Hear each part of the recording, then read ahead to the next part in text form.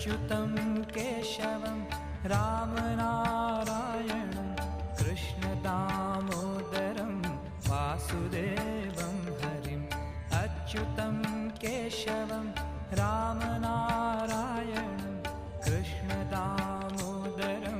वासुदेवं हरिं श्रीधरं माधवं गोपिकावल्लभं जानकीनायकं रामचन्द्रं भजे।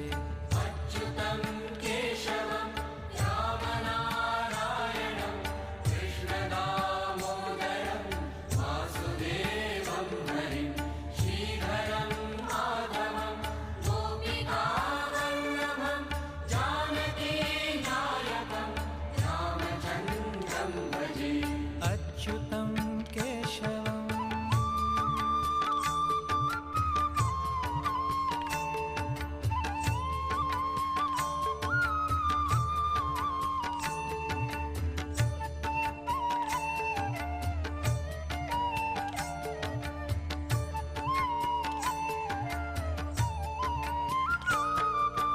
अच्युतं केशवं सत्यभामाधवं माधवं श्रीधरं राधिका